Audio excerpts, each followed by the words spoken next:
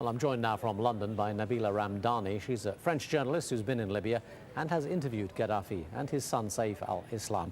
Thanks for being with us. The diplomatic efforts that seem to be underway are fragmented, coming from a number of different directions. Do any of them strike you as being serious efforts?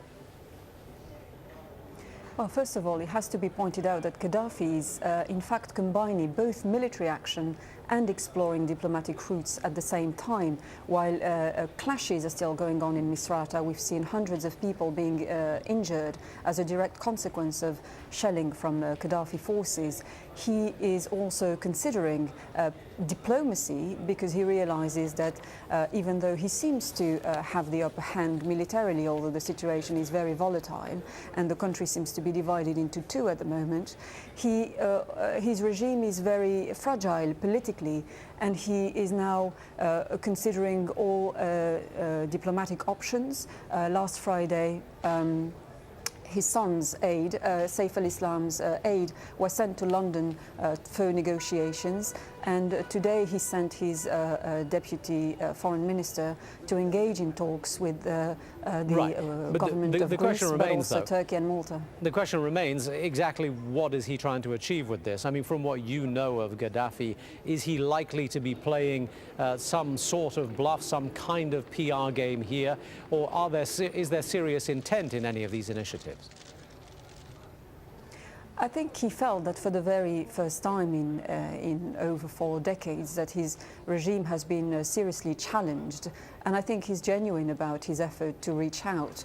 But having said that, he is not offering anything that will be satisfactory to the opposition at all, because effectively what we're hearing is that he offers that his son, Saif al-Islam, should take over. Well, that is an option that will be unacceptable to the opposition, because their primary basis for any negotiation to start will be to see Gaddafi and any member of his family go. Let's not forget that Saif al-Islam, who portrayed himself as a reformer, was at the center of, he basically sided with men of violence. His brothers as well are at the forefront of the conflicts. So it's not an option for the opposition to see any member of the Gaddafi family remain in power.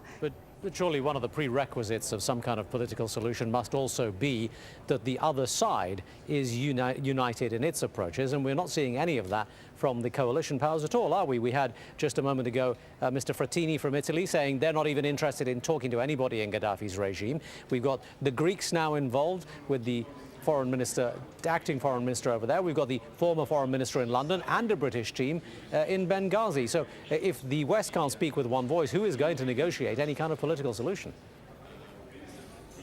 Well, that is a crucial point, because not only the West cannot speak with one voice, and as you pointed out, NATO seems to be very divided over the issue, and we've got some governments within the coalition that have already recognized the National Transitional Council as the legitimate rulers of Libya, and others haven't, like Britain, for example, who doesn't recognize governments but states.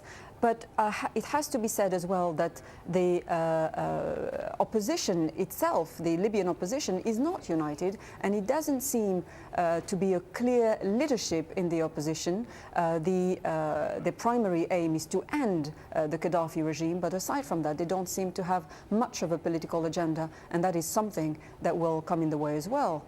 Nabila Ramdani in London, thank you for speaking to us.